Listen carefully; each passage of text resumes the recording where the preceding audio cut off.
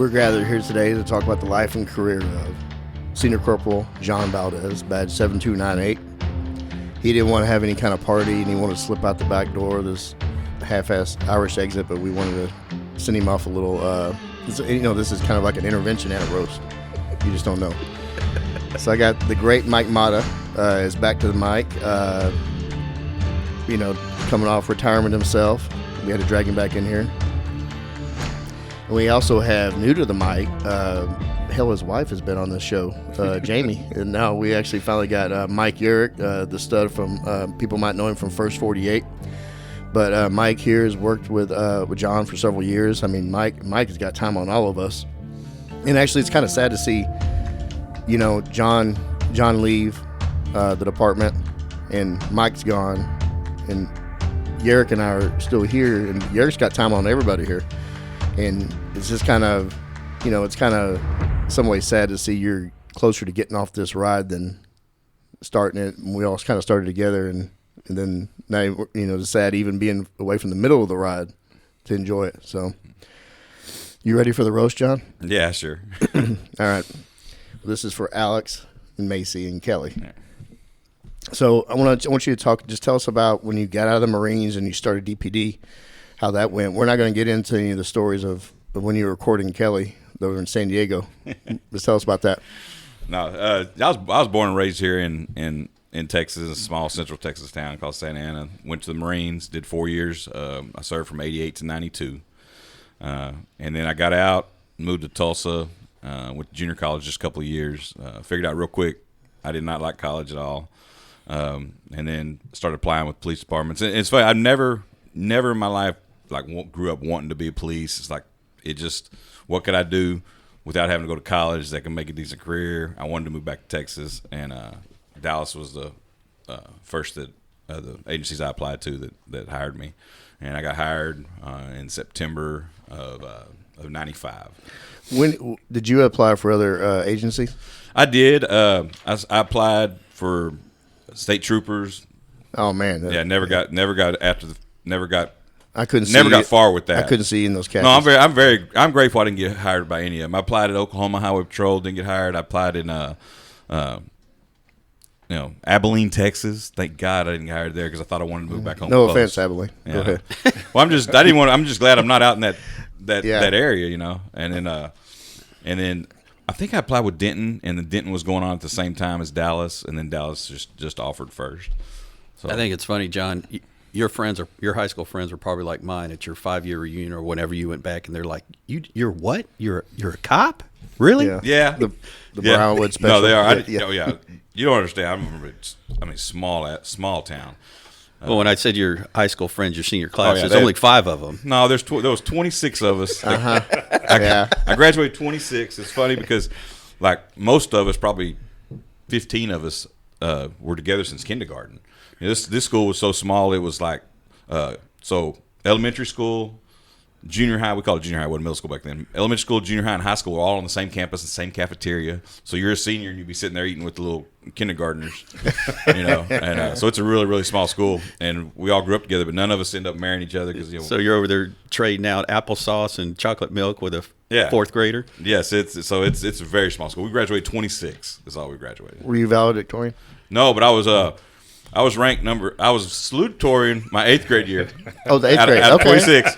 But then let's... this guy named Kendall and this girl named Callie moved in, and they bumped me the whole time in high school. So I finished up number 4 out of 26. Okay. Hey, you can always say you were 4th in your class and leave out everything else. Yeah. It still wouldn't even been 10% to get into school. I guarantee you that's a lot better than myself and Yeric, probably. No, me. I mean, talk about getting in with DPD and getting out to Southeast because that's where I met you. But you worked with Mata before I showed up in those doors. Yeah, we were in the academy. It was Yeric's class. Were y'all senior class or? I think so. It's 244. Yeah, I was 47. So that's where I met Mike, and then I got to Southeast. Mm-hmm.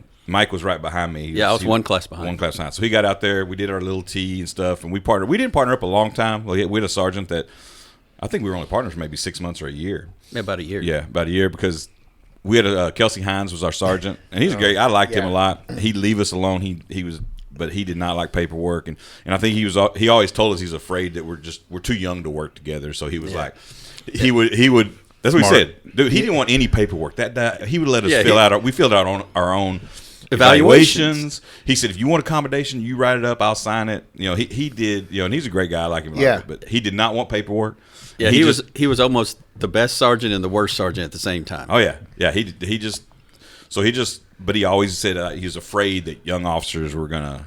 I don't think we ever did anything that I can remember that he had to do paperwork on. No, I mean we answered a lot of calls. We put a lot of people in jail, and we were on the radio a lot. So I think he was just probably scared Sweating. of what might happen rather than of what did happen. He didn't want to have to get called out of the station to come. He didn't want paperwork. I think something may have happened before you guys came along where it could have, some officers are in prison. He's like, hey, I think I don't young want guys this. don't hang out together. Yeah, so he corrected that and had me ride with law. Yeah. I don't remember who I went to. Charlie. He separated us, and I can't remember. I don't remember who I went to after you. I went to Charlie Law for a little while, and then I know he didn't like work. He didn't like my tempo. I went with Jennifer Turner for a while. Remember her? And then She's partnered with Roger for a long time. Yeah, I was with Jennifer for about a year, I think. Or right before I went with you, I think. I know I rode with Jamie Conway a lot. Y'all remember her? I remember her, yeah. I rode with her a lot, and then She's an author now. is she? Yeah, she lives out in Ireland. She writes books. She lives in Ireland. Okay. And then I met Joe when he got out there. We were, he was on Little T, I think, when I met him. Yeah, I was my I think it was my second week on Little T, and I We were on Denley, right? yeah, we were on Denley, that dope house at 1423 South Denley. He remembers that. And hey, so we're out there and we arrest this dude. And he kind of fights us, and we get dope on him, and that night, John. It was like my second night with you. I didn't know you. I mean, and you're like, hey, we work pretty well together. Partner up. I was like, hell yeah. So by then, John was already. There was already an unofficial group of veteran officers at Southeast. The Eric Knight and you had Klingel. You think it's veteran? We only had Three years on. Yeah, We thought it was veteran. Yeah, Eric's junior to me, and I have like 14 weeks on you guys. So Right, I mean, it's yeah. not that much. Right. But we thought we were veterans. I think looking back, though, Klingel and Macklemore were probably the most were, yeah. veteran. The old heads. Yeah, and Mark. Yeah, 'Cause I Mark was- Terry. I was Mark with Mark Terry, Terry. What was Mark's badge? Do you remember? He was a 56. It was 50-something, okay. something, Damn. maybe. Well, he had these guys that and he trained you, right? Mark Terry? No, he didn't train you. He was my partner after Man. John, and so but that was like you were saying. That's the same time we had Klingel Smith and Dale Ball, and that was just Dale was my classmate, and that was the group. Yeah. And not St. Clair, and God, who was the other guy? Can't remember exactly what the other guys, but there was already a set group of who really focused on narcotic sales and Having fun. I mean, yeah. yeah. and You said Klingel Smith, right? yeah, and doing everything what we wanted to do, what we really wanted to do as officers. there was plenty of it out there. I mean, there was so much of it in Southeast and especially South. It didn't take a whole lot of investigative talent. No, it was just show up, chase people down. I mean, The place is like a time warp. It's the same. You go out and drive the streets we were out. Same people. It looks exactly. You know the what's same. really telling is so there's that area of Collins and Leclerc over there in Mill City. Mm-hmm. Man, the people that we were arresting, we hired on, and it's a family. I'm not gonna mention the names, but it's a family. They were running dope in the gangs over there. Whenever we hired on, we were arresting them. And when I left the streets in 16, their sons or junior are running the same damn dope game and gangs and guns, and it's a cycle. It's a Southeast empire, man. Yeah, it's a legacy. It's a legacy. If it crime. doesn't get broken up, it's a cycle, unfortunately. Yeah. So we started riding together really quick, and then Mata, I think you were riding with Morin at the time, right, Joe? Oh, Lord save me, yeah. So we all just kind of like banded together. We get our stuff, and we would go, and we'd have it was literally like drawing a dirt, like sandlot football, like drawing a dirt in a plan in the dirt, and just going out and hitting the house. We got open air drug sales. We were just foot chase after foot chase, and we had a lot of fun. It was fun. We had a lot of fun. And It truly was a cat and mouse game. I mean, we knew that they were selling drugs outside of a grocery store, outside of a quick stop. And like you said, we just, get in a back street some way and draw on the sand. You be here. They're going to run this way. and it just always seemed to work out. The big somehow. game changer with us was when that gray van, that old Astro van that we would use as a Trojan horse. Yeah. We'd drive in the middle of a complex and just Door or no door, right? Door, no, yeah. Somebody, the door may have fallen off one time. But Yeah, we had a lot of fun. It was fun working with Mike. I wish I would have worked a little longer with him. I'll tell you one funny story about him. He is the worst direction. with directions Yes. you've ever I knew been that. in life. He's worse. Like one time we worked in Oak Cliff, but we were over in Pleasant Grove for some reason answering a call, and there was an assist come out, and whoever it was on the radio, and they were screaming northbound on Lancaster, and we were like dead middle of Pleasant Grove, and Mike just started heading north on Buckner, right? And I'm like, what are you doing? He's like, they said northbound. And that's literally what he told me. They said run northbound. into it eventually. And he was just hauling ass on Buckner. And I'm like, Mike. And I'd have to tell him where to go every time. He was horrible at directions. I remember you telling me that he would just jump in behind an ambulance going, and he's like, oh shit, they're going to something good because they may be going on an accident. Yeah. It was a Some old lot lady of fell down. It was a lot of fun riding with John because I went to school in Lubbock, right? And so, Lubbock's filled with guys like John. You know, they all came from East Texas and West Texas, and a lot of people from Brownwood and the Panhandle. And so it was like my college days meeting up with John, and his stories of of the Brownwood barn and school dance in a barn. It just would shock me because I came from Houston. I had 600, 700 people in my graduating class. And so it was just fun in itself. And then he's absolutely right. I'm the first one to admit, I never really liked to drive. I mean, I like to drive because I like to drive fast. And at that time we could. Yeah. It was authorized, maybe encouraged even. No AVL. But I didn't like hearing every time, Mike, where are you going? And it's so common. His wife says it to me now. I mean, we're talking 20 years later. And You she'll saw, look I at, knew what he was going to say. yeah, I'll say horrible. something, and Kelly will look at me and go, Mike. There's only a few times on this department in my 29 years that I've been really scared, right? And I will remember to the day I died. One of the times was Mike. It was raining, and we were going south, and we were in the Grove again. We very rarely went there, but he was going south on Buckner, and there was something come out that it didn't make a shit. We were never going to get there. There were 100 other officers. We would never get there. And I swear to God, it was raining, and he was going 100 miles an hour down Buckner, man. And it scared the. And I kept telling him, slow down, and he just wouldn't listen to me, man. He just intent. And I was like, man, it scared the piss out of me. It's one of the. I'll remember that forever. He just wouldn't stop. What was the other time? Just a couple of things. Yeah. Getting all red. Standing before a civil judge, getting ready to hear a sentence. And again, and that's why, whenever I used to give retirement badges to people, I'd always make sure to say that, it is a miracle that, a lot of us are able to walk out of this profession with a solid heart and a good mind. Because it is a difficult profession to even survive physically, and then you got to carry the emotional baggage and mental baggage that you carry afterwards. So to see John get to this point, really, we've been friends for going on 25 years, 30 years, and he's godfather to my kids, I'm godfather to his kids. One of the greatest things that's ever been afforded to me. So just the fact to see him to get to this, really makes me happy. Oh, I know. That's why I wanted to do this for him because he's stubborn. He don't want to have a big thing, and he don't care. And I'm still looking for that photo that of you in that bathroom stall. I'm gonna find it one of these days. I was gonna have a bathroom. We were at Cowboys training camp in San Antonio. Yeah, Me, him, and Paul, my brother, went. John was horrible. very hungover, and he was in a bathroom stall, and just, the camera kind of got held up over the. Oh Lord! And yeah, he's wearing a Harley Davidson tank top for some odd reason. He had a Harley tank top, but I'm gonna find it eventually. I was gonna put it on a cake. It was a retirement cake, but moving and stuff and life change. It's in I think it's in a book, like one picture in the middle of a book somewhere. It'll probably get sold at a bookstore or at a garage sale, and they're going to find a nice picture. They're going to find a nice picture of John sitting there. Giving somebody quite the present. I'm still not 100% positive, but I'm probably going to have a party in January, maybe December, maybe January. I just want my daughter to be home from college. Yeah. I'm not positive. My wife wants me to. You need to. Yeah. I think you should, man. You need She's to. like, I'm going to call Joe and Mike, and we're going to arrange it. But I'm like, I think we're going to. It's almost the great ones leave thinking they didn't leave a mark, that they hadn't really done anything. Right. When in reality, Dude, that's whether they want to admit it or not, if you think about your career, John, how many families, that you did help by putting bad guys in jail or keeping them safe or just being a role model for kids. And then how many, especially in homicide, how many families were a horrible incident. You and Yeric know this, especially, but I don't think the public realizes that every, yes, you're absolutely probably thankful for every crime that you solved, every murder that you solved.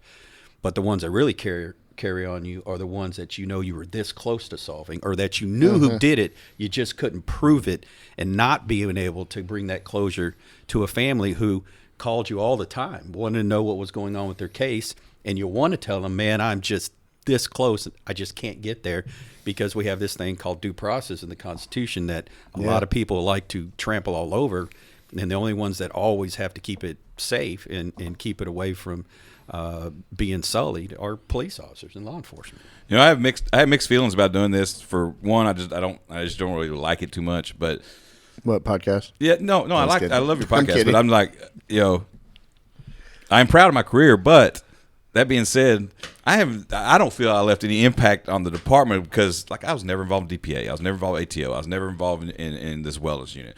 I just never involved in stuff like that, and it just... You're in a safe space now, John. Yeah, You're in the wellness unit now. You are involved in the wellness unit now, you like it or not. Yeah. It's weird. It's weird to me. I don't know how y'all feel. It's just weird to me. But that's not the only way you make an impact on a department. I know it is. Deep, I know it isn't, but that's just how I feel sometimes. The sacrifice wasn't just yours. Your wife, your kids, when you're in this line of work, your family pays a due too. So they deserve the party. So you don't even need to show up. Just have your wife and kids show up. We'll all have the party. We're speaking to Kelly. My wife will help plan it. Well, here's another thing. This just to consider, just not just the lives that you touch through investigations, or just the shitty dope house you help shut down for that community there, until they open the next day or the next week. But the strain that he just mentioned, that the family, I remember when the second shooting, and Alex was on his way then, and that was probably the most stressed I had ever seen you. Yeah. Kelly was pregnant with Alex. It was the first one. Oh, the first shooting. Okay, that's right. They were a year apart. Yes. She was in California. It was during Christmas. Yeah, right? It was on December 26th. Yeah, it was right. So she was in California. We had no kids. She was pregnant. So she was in California. So Alex was. He was on the way on the second one, right? Mm-hmm. Okay. No, the first one. The first one. Okay. Yeah. And it's sad to say, but it's almost, we're thankful that those incidents when he did get into a shooting was at the time in history that it was. Boy. That you didn't have the social media, that you didn't have Google with your name all over it, and that stressors that you had then, man, we're probably been tenfold now. Oh no, I can't imagine. I'm not gonna get into them, but I remember on the second one, it was the same day that Cincinnati. It was pretty controversial, but it was the same day that Dale Earnhardt got killed. Yeah. And I swear it's so weird. Like now, there's no telling what would happen. But back then, it was literally a blurb in the paper. And I know I think you have it still or something. Somebody showed me before. No, I have it. And it's literally about, I swear, 5 sentences. That's all, and that is it. That's it. But everything was Dale Earnhardt. I don't know, because we didn't have the social media and stuff. So that was the big news cycle. Yeah, the spread of the information wasn't as big. Internet was around, but it wasn't like it is. I mean, shit now. No, because the only thing in it was in the actual physical newspaper. Yeah. Yes, it was. Yeah, it was just a little bitty clip locally. And exactly, unless you go look in, in some records in a box somewhere, or like you said, you cut it out and you saved it, you're not going to find it. Whereas now, it's forever. I mean, you punch up any of our names now, there's something in there. There's a lot. Yeah, especially mine. Especially you. But Chief Garcia said he made a mistake of Googling you. And that carries forever. And the worst thing about it is, and speaking for officers nowadays, it carries no explanations really with it. It's all negative. Yeah, and then also it's not contextual when it comes to. There's no context. Yeah. So I mean, your other shooting though that happened on the 26th, it was over there off of by Woodbine. Actually, I think we saw it. It was it's 1 street north. Woodbine. 1 street north of Denley. It was it's like Denley and Stella. Yeah. Denley and Stella, and it's like 1 street north. Jason Kennedy was with you. Yeah, on that. Jason I was off on a holiday actually. Mm-hmm, yeah, and that was people don't realize how close. I mean, the guy shot at you twice within point blank. Yeah, we were fighting. It was about Matrix 5. before the Matrix. Exactly. And John, my agility. saved John, me. yeah, he did. He slowed the Your cat-like reflexes. Yeah. Yeah. And in the pitch dark, you know. No, it was within about. Yeah, I mean, I think about that all the time. For those of you who don't know why we're laughing, if you want to picture John Valdez, look at a fire hydrant with glasses. Yeah, and you know what's funny is John is he's always built like a barrel, you know, Barrel-chested, yeah. and then he's always had the salt pepper hair. Even when I met it, well, shit, when did I meet you? You in 97 or 98? Yeah, what were you? Yeah, then? it was nice. It was 97 or 98. Yeah, you already had it. But John, I will say this about John is he had the career in the military and he had gone overseas but he was the voice of reason whenever he and I were riding together. I was young, cocky, and man, he was the voice of reason. He actually he kept me out of a lot of trouble, but then also working in that group that we talked about kept my ass out of a lot of trouble too. But his work ethic is something that I noticed right away. And because, you know, if you get with the wrong people or a wrong partner early on, it can kind of set the stage for who you're going to be and define you as work ethic. And John has carried that work ethic from the streets when he was in recruiting, and he was an assault, and he moved all the way up to homicide and cold case, and then, you know, you're finishing in homicide. You've always had that work ethic. You know, I never took a sick day my whole life, other than when kids are born for a little bit. Sucker. Never took one my whole life until just recently, man. And it's weird. I hate it. I hate being at home right now. You know, I'm not a workaholic, I don't think, but I hate being at home. I've never turned, and then now I'm burning this sick time, and I'm just sitting home like, all right, what am I gonna do now?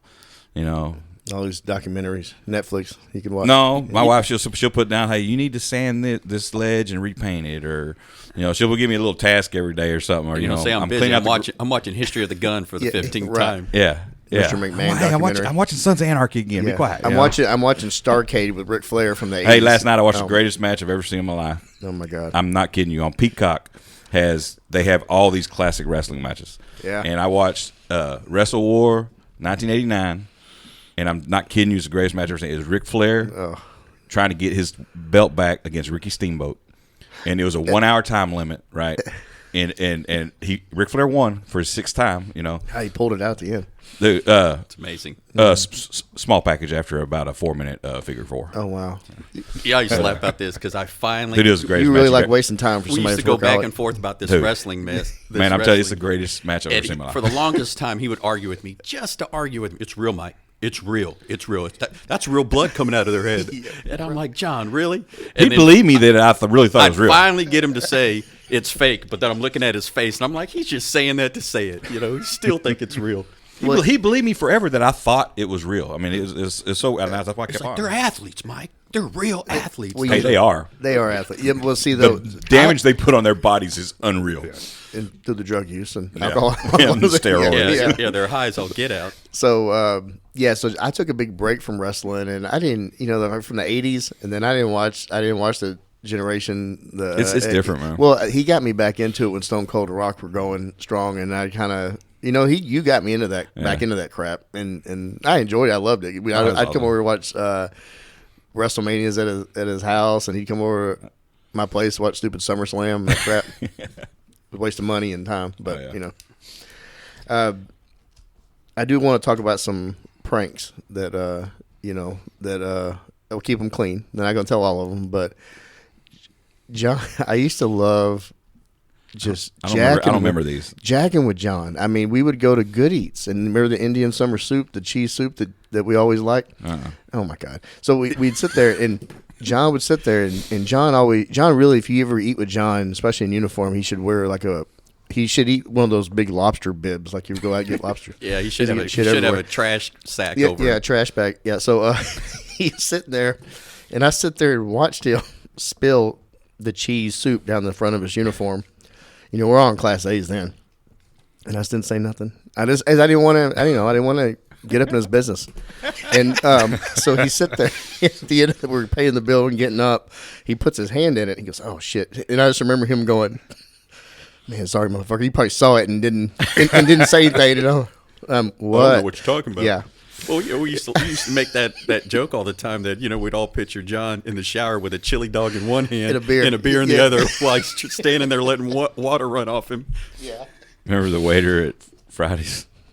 Oh yeah. Oh man. Okay. So I'll clean this up a little bit. It's not that bad. It's not dirty. No, it's not it dirty. It ain't a dirty joke. But so John and I used to always go to TGI Fridays in West End. We went there all the time in uniform. And there was this one waiter that he was like in his early 60s maybe, with a hair and ponytail, and he was very professional with us. Until one day we went in there for lunch. We left court. And we were in suits, and we go over there, and I guess John was looking hotter that day in a suit. So we're there, and he's being very chatty with us, and He was. and he comes back with the bill, or he comes back to ask if we wanted the bill. Goes, hey, can I get you gentlemen anything? Can I get you some coffee, some dessert me today? And no, we're good. And he walked off, and I was thinking, did he just say dessert me? And John gets all serious. Hey, did he? And I was like, you damn right he did. He was just going to slide that in and see if we pick up. Just say dessert me. It's that salt and pepper hair, So man. I still, It's that crazy. the silver fox. So I still use that bit today. The dessert me. Yeah, it's funny. Never gets old. Yeah. Another time, I remember I was driving down Ledbetter, Loop 12, and it was dark, and there's no street lights at work over there. So I'm going, and I could see John out of the corner of my eye, and he's like a field mouse, just that field mouse, just busy. They're doing something. He's busy over there doing something, and I look over, and he's got the visor down, and there's a mirror there, and the light on the mirror is out, and he's trying to look at something on his forehead, and he stops, and he turns on the light. Well, somebody had put one of those red things in it, so that it's kind of lit up and red in the cab. And he goes, "Hey, do I have anything on my forehead?" And I look over, and I looked up, and he had this big black ink smudge on his forehead. And I just looked him right in the eye, and I shook, no. Nope. And then he ends up getting a stinger out of his belt, and he hits the light, and he looks in the mirror, and he sees it. He's like, lying motherfucker. I could feel it on my forehead. He said my eyes looked at him and then trailed up, and then I go, I nope. saw him look straight at my forehead. It's funny that you're talking about this because I really do feel bad for the young officers today because they have no idea of what we're talking about. No. Because you can't joke with people like this anymore. You can't prank people. And it was, I'm very thankful, and I think all of us will concur. I'm very thankful that I did my formative years at Southeast. I mean, you want to talk about a station that truly everybody knew each other, everybody cared for each other. Even if you didn't particularly like somebody, you never worried about this person showing up for you. It was going to happen. There was a different level of camaraderie.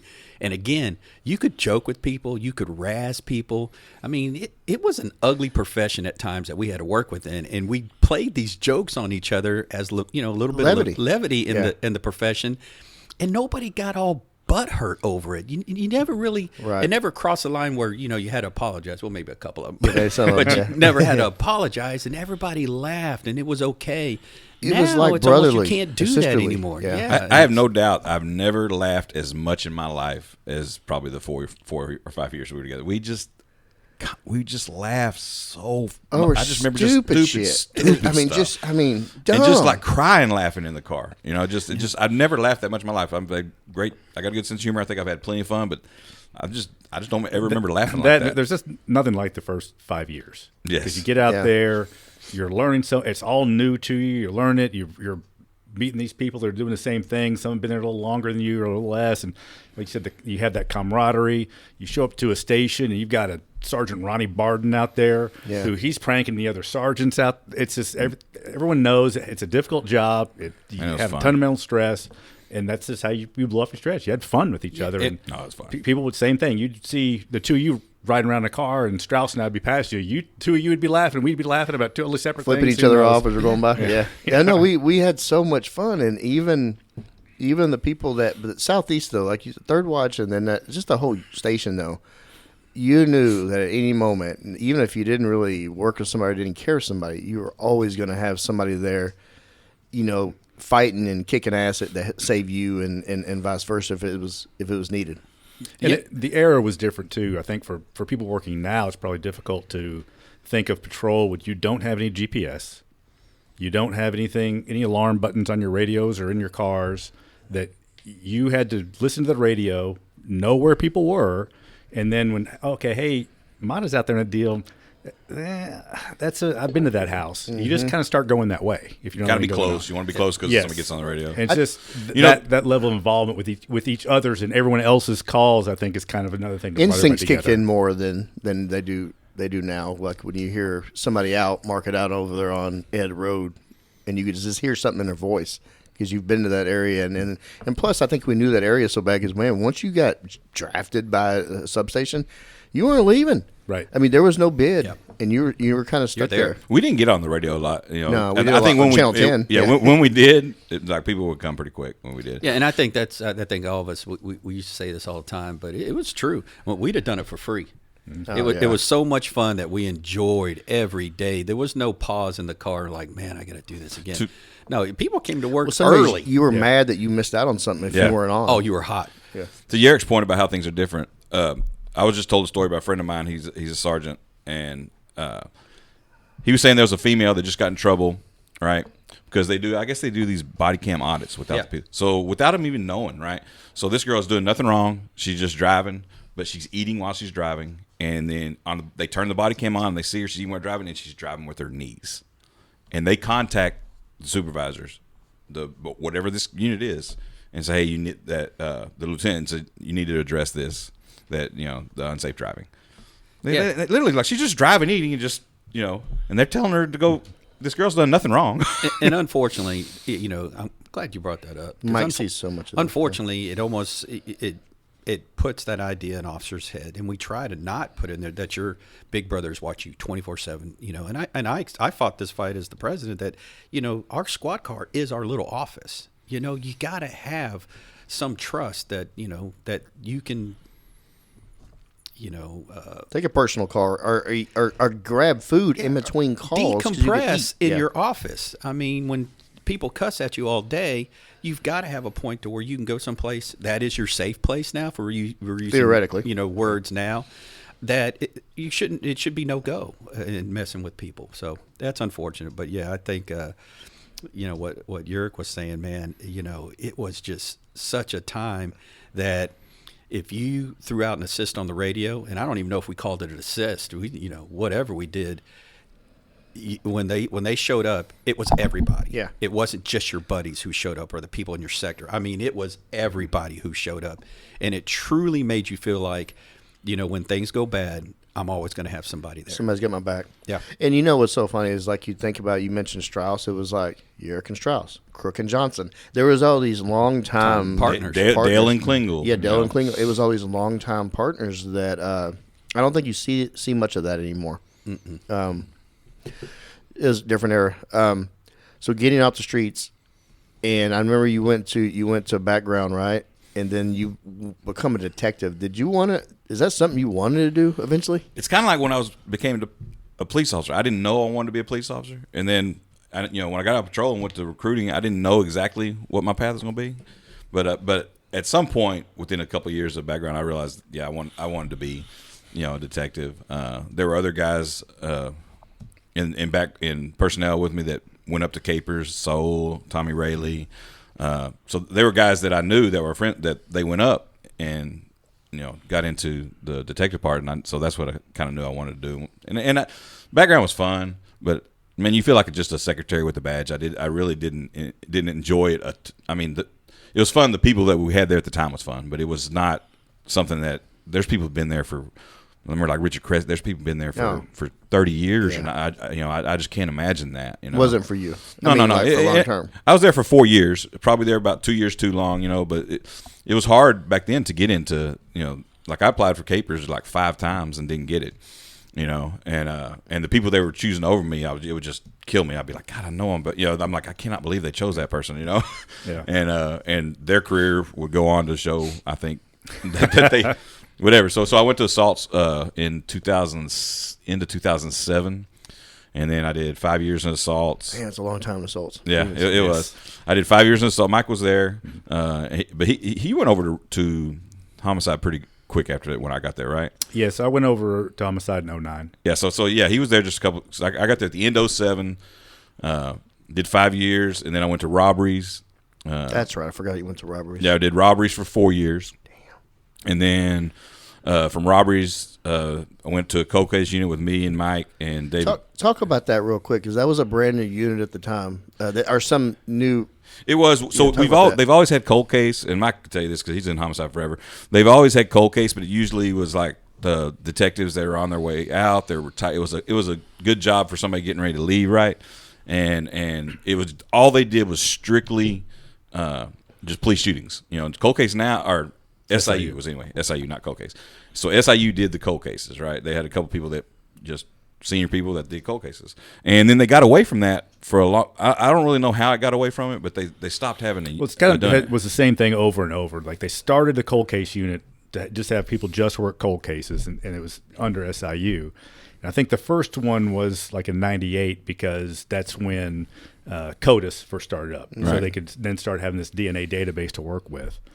They'd work it for a couple of years, get short on detectives, and you have these very experienced detectives that are working old murders that haven't been solved, but you're having new murders come in.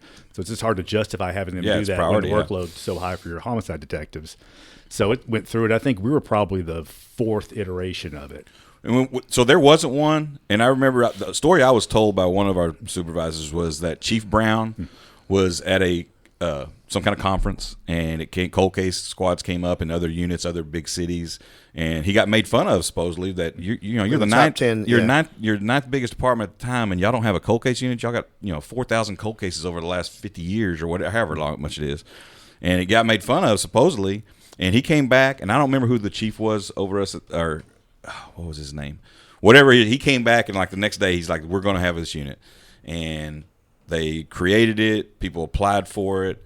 Oh, it wasn't a handpicked thing. People actually applied. No, for we it? applied for it. Okay. It real quickly. It was strange because so people applied for it. Like at first, the first people they chose was they opened it to everybody, but people in homicide, I don't know if they didn't know how it was going to go. They were nervous about working for SIU, so homicide people didn't put in for it, right? So they probably didn't think it was going to last long either. Maybe they didn't. I don't know. So the first time, the people that was me and David and Tim Casey, rest his soul.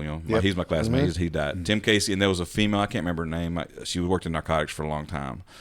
I can't remember her name. So they picked 4 of us, and then there was a lot of complaints that we didn't have the experience, even though I think I did. I was 9 years in capers at the time. Yeah. But there was a lot of complaints, people saying they didn't, that they should have got, so whatever. So they opened it up again, but for whatever reason, they let me and David stay, or say we're going to take us, but they made Tim and this female, they said, y'all going to have to reapply again, No, they didn't get it. No, I don't even know if they applied it the second time. I don't remember that or not. And then so Mike came over, and then and Noe Camacho. Noe, yeah. Yeah.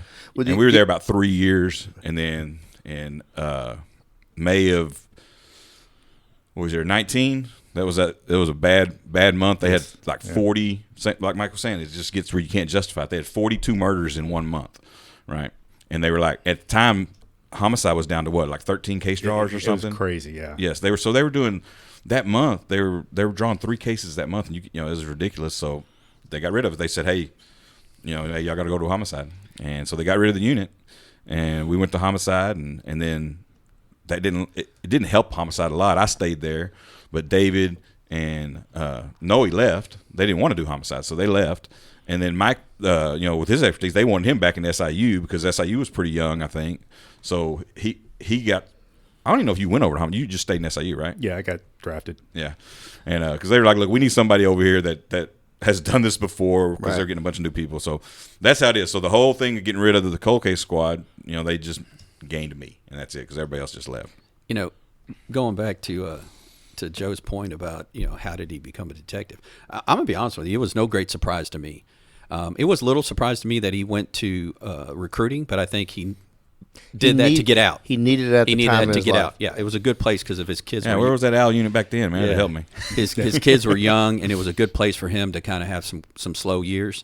But when we were partners, the same thing you said when we were partners, he kept me from cutting corners, on a report writing and all that. He's a very good report writer. So I wasn't surprised when he went from recruiting to capers. It just seemed natural to me. It was a fit. And to be honest with you, I know, John says, I spent 4 years here and 5 years there or whatever, but that's how it's was supposed to be. You're supposed to cultivate farm system, basically. an investigator to get to the level of being SIU and being a homicide, and that's what makes both of these guys, to my left and right, such great detectives, is because they didn't try to cheat the system. Now, unfortunately, because of manpower and because, some people just don't want to do. Most people don't. Because the quality of life. I mean, I'm just going to say it. These guys might not say it, but it's a crap life being a homicide detective. You live by the phone, constantly live by the phone. And it's very difficult for families. And, rightly so, a lot of officers nowadays are putting more emphasis on their family, and they should. And the department should realize that. And I think they are kind of. But, in that time, you had to create great homicide detectives. We had a chief not too long ago who told me one time, anybody can be a homicide detective. And I looked at her, you are out of your mind. These are people who have had the most devastating, thing happen in their lives, and they're counting on one person. They see one person. They're counting on one person to make their life right again. And you're going to say anybody can do that? That's crazy. That's ridiculous. So, both these guys have done amazing things on this department and throughout their careers, and it's not for everybody. Homicide now, since I've been there and I'm leaving, it's a weaker unit now, but I don't want to mean that in a it sounds negative, but I don't mean it like as an insult. But I don't blame anybody there because they don't have the choice. Like we have a homicide opening, they'll have 10 guys apply and they used to. When Mike was there, I was told they'd have an opening, they'd have like 40 people apply, and you'd have a lot of choice. Well, now they don't have the choice of getting experienced guys. Sometimes it'll come down to, hey, these are the best 3 based on their resume or their ID resume. They don't, their work ethic, wherever they were coming from. They don't have any experience, but that's who they have to choose. So it's not the detective's fault. I think it's every just unit's dealing with that. For sure. Especially with the policies, and then there are restrictions, but also it's looked at differently. I mean, sitting there, listen, you almost have like a decade worth of experience before you even apply for that or get over there. That's a lot of experience as a detective, and you're working violent crimes and assaults. Being illegal, shit. I see how busy that unit is. Oh my God! I feel bad for them, And assaults, they're like the red-haired stepchild in capers, and I don't know any of them young guys over there now, but I just know, I hear people complain like how bad. But I'm telling you, man, they get sometimes 8-10 cases a day, and you have to triage which ones you think are important, and that sucks because everybody's a victim.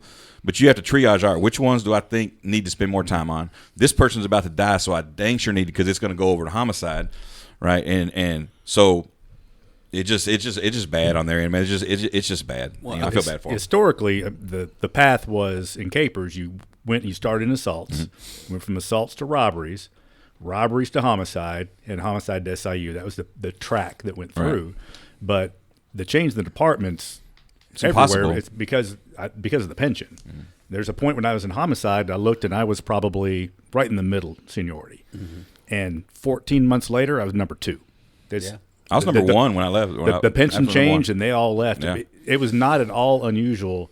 I worked with people that spent over 20 years in homicide. Yeah. And that's not ever going to happen. Yeah. Never gets. Sayers just retired. He has 17. You'll never see that. And and to that point, I think that progression through assaults, robberies, whatever. In my opinion, I think the 2 things that you really garnered in going through that pathway is case management, detail management, and interview style. That's what makes a case in homicide. Those two qualities, you cannot bend on those 2 qualities. You have to have great qualities. But I think the problem also is there's a lot of great policies that have unintended negative consequences also. Right. The ability for officers to promote quickly in the past. Now we kind of have a, 5-year in each rank, which I think is great. I know people argue with me. But the problem is when you had people that were able to promote every 2 years, they never were given the time to create those great characteristics because they felt like they had to climb the ladder. They had to climb the ladder, whether it's pay or prestige or whatever. And I'm going to be honest with you, I left being a sergeant. That's going to come back to bite me later. Maybe. You're definitely a sausage. But the best rank I had was senior corporal. I'm going to be honest with you. It was really the best rank that I thought I was able to do the most, to learn the most. Than being a sergeant. And unfortunately, people move so fast now. and you're not able to transfer, or you're able to transfer too soon, and you feel like, if I don't do it now, when will the next time come? And you kind of cheat yourself a little bit. So again, I'm with John. I don't blame the officers for the department being like it is. You know, Mike hit it around the head. The pension problems have had disastrous consequences in so many different levels. They really have to get this thing fixed. It was a domino effect to everything. And you know, like he was saying, that the progression as a detective, you know, you learn, and it's sad, especially when somebody's death is involved, but you learn through failure. I can tell you that. Your cases, you learn through failure, especially interviews, right? I can look back at interviews I did in robberies, you know, not cold case too much, but robberies, and just 6 years ago, they're almost embarrassing when you watch them. You're like, God, how, you know, why did I say that? Or, you know, and it's just through progression. So you need good experience to get to the point where you're comfortable going in to interview, and people just don't you just don't have that experience no more. Like, I watch interviews now, they're just Cringeworthy. They are, and I'm not the best. I think I do a good job interviewing, but I'm not the best. But I'll watch them, and then I'm like, oh my, they're just, because you can tell the kid has no experience doing it. He has no business to talk to this guy about a murder. The guy knows it. You know, it's like the suspect interviewing him instead of him interviewing the suspect. You know, and it's just the experience is just not there. Use it as a learning tool, because I remember we had John Palmer on here, and John said that when they brought in the video, like where you can actually watch the video, that's how they learn.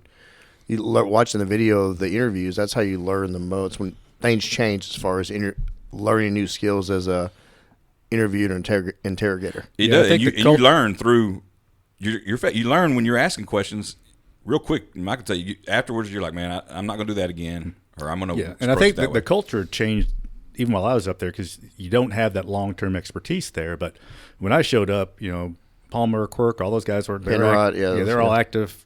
You know, P.E. Jones, all of them were active, homicide detectives. They're legends. Whenever anybody interviewed, everybody else watched the interview. Remember when everything was in that one little room we had to go in? And you're all crowded around. You packed in there, and then people weren't critiquing it. They are looking at me, the new guy, saying, see what he did there? You see that? And they're pointing it out to me, and I can't tell you how many times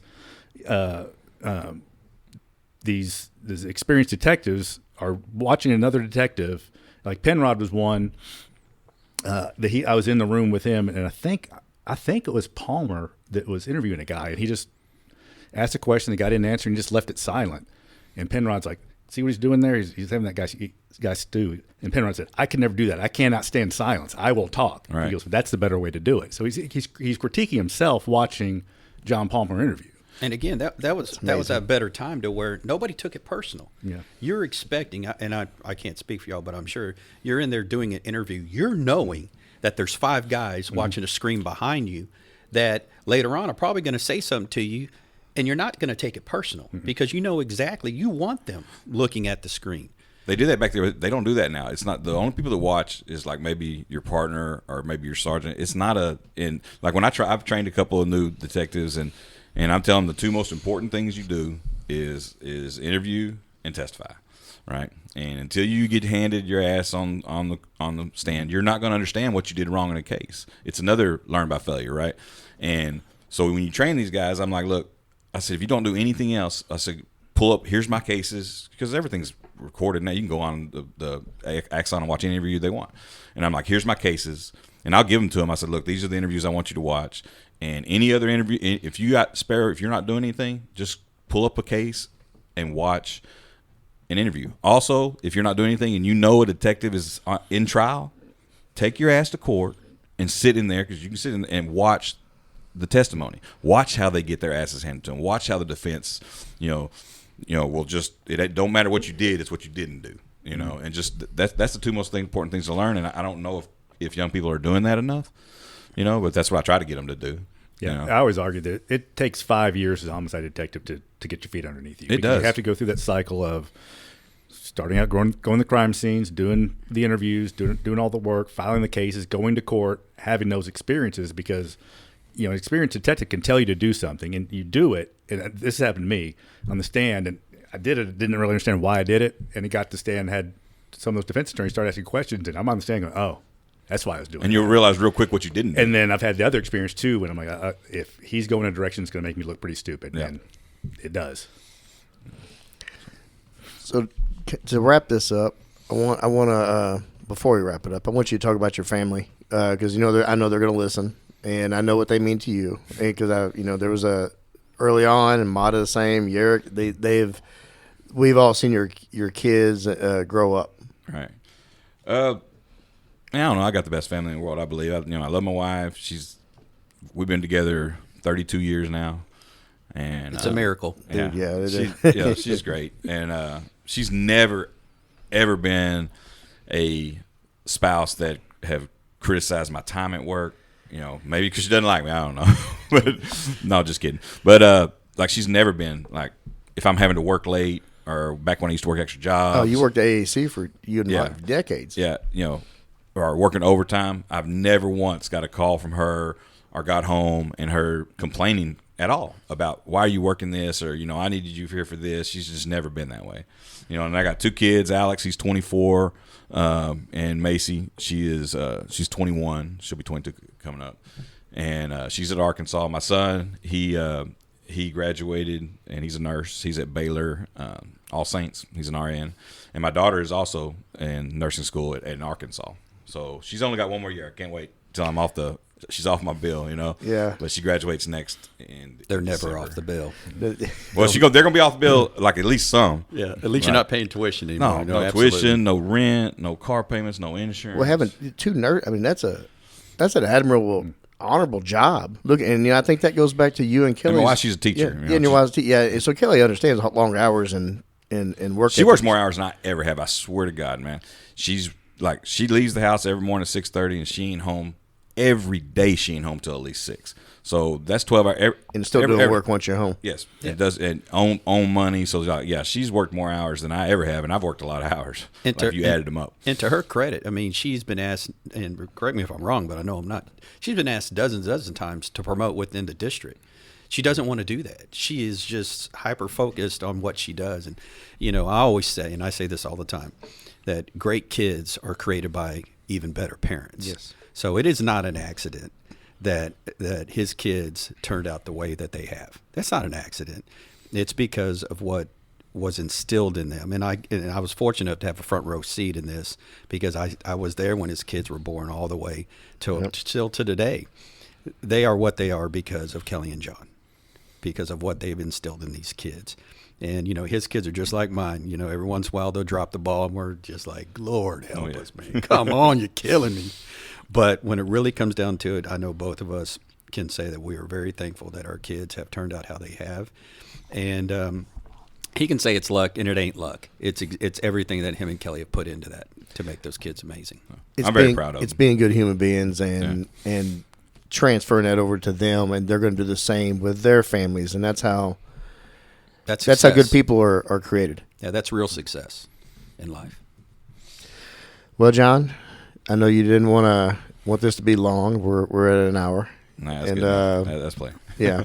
I hate to do this. I have one story that I want to tell. Get it. Yeah, please. I think it's really emblematic of John and his career because he doesn't talk about himself. He's a humble guy.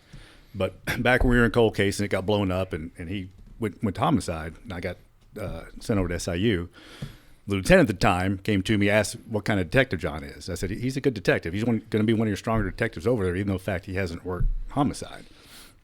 About 3 or 4 months later, the lieutenant comes back and says, hey, I'm not very impressed with Valdez. And I said, just give it time. Trust me. Said, I don't know what you're seeing, but I'm telling you, I've worked with hundreds of detectives, and he's as good as they get.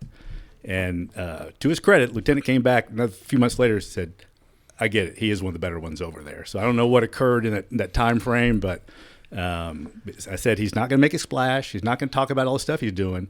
He is going to work those cases right. I know it. Start to finish, he's going to do it. He's not going to pull on your coattails every time he gets something done to let you know, hey, look at me, what I did. He's going to do it and end up having the case that gets filed. And that's what happened. That's just the kind of guy and kind of detective John is. Well, I believe he broke the when that started, like the first cold case. It was like in Alabama, one of the earliest ones, John. Oh, that was the easy one. There's a CODIS hit come in, but it was one of the first ones we did. I think it was the first. Yeah, it was the first. It was the first though when that the cold case. That dude's got we filed on him and he died here in Lew Sterrett. Wow. Yeah, he came here. He had cancer. They brought him here. Died in Lew Sterrett. It was like how old was that case? It was 92. Damn. It was 92 case. Yeah, the last thing I'm going to say is, and I think I can speak for me and Joe both, because it's very rare that you get to share a best friend. You know, it's very rare. And both me and Joe, we have been we've been in the front row of John Valdez's life all these almost 30 years. And so, you know, I've not always been the best friend, but I can promise you this: John has always been the best friend, always. I appreciate it. It's been fun. Yeah, well, I agree with Mike. I agree with both Mikes about you as a detective, as a professional, and also as a person, and that's why we wanted to do this. And I called Mike up right after I talked to you that night and talked you into this, and he jumped on it. And both these guys are taking time out of their busy days to get over here. We want to send you off, and friendship is never going to end, but it is going to be different knowing that I can't just go up to the 5th floor and hang out at your desk and Look at his short sleeve shirt and his short tie. Nah, I ain't never wore that. He looks like that the Inside Out character, the Anger. Remember, had the little short sleeve tie. I've never worn that. What do you want to leave DPD with, John, walking out? Nothing, man. It's been fun. I really don't know what I want to leave him with. Why are you holding up the middle finger? No, I'm just kidding. I'm kidding. Look, Dallas, we got a lot of problems. Dallas PD has a lot of problems, but I'm proud to serve as a Dallas officer. It's been, like I said, it's been really, really good to my family. You know, I wouldn't be where I'm at right now. You know, I'm from a small town, some really, really poor family, and you know, I'm like a millionaire to them. But you know, that's just a joke. But it's just been good to my family. I've met the best friends I've ever had, and you know, it'll continue on. I'm leaving, just gonna go work for the county or Dallas, the DA investigator. That's where I'm going. And I'll start there. Leave here the 15th is my last day here, and then I'll start there the 18th.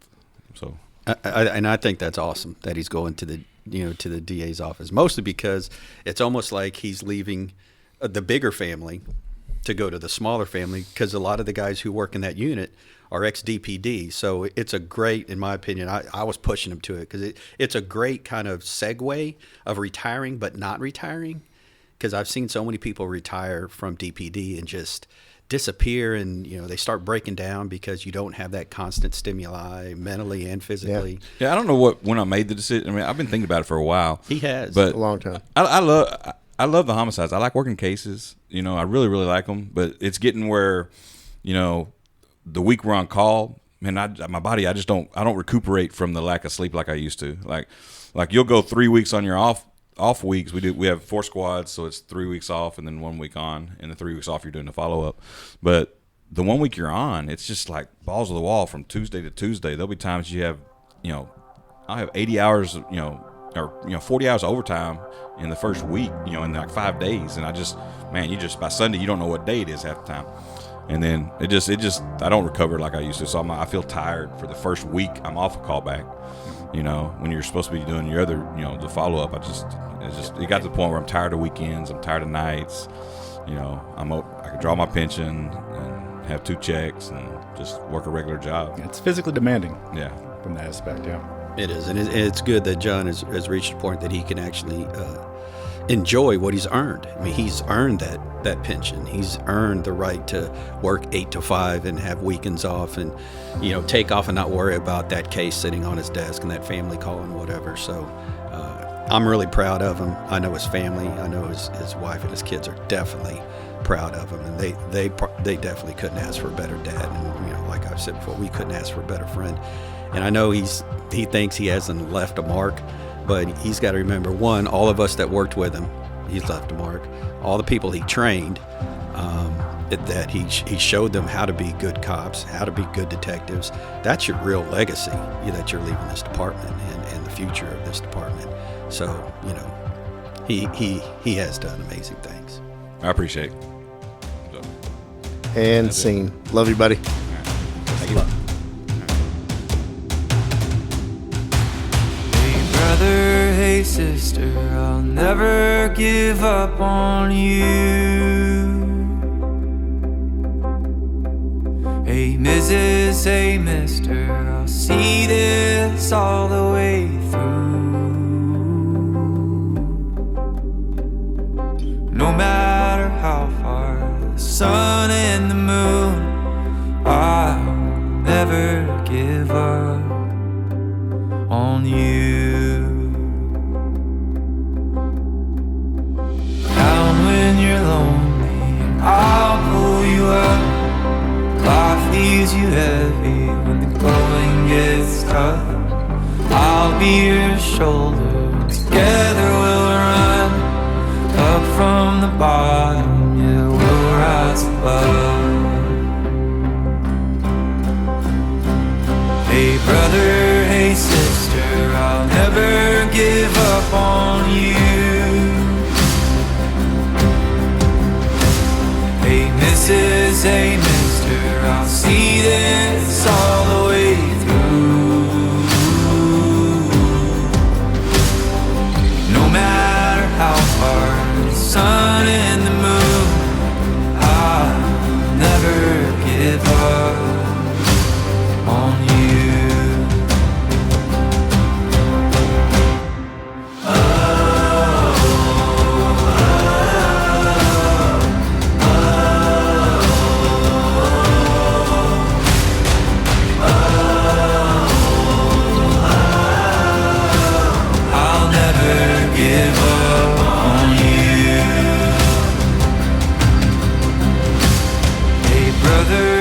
Sister, I'll never give up on you.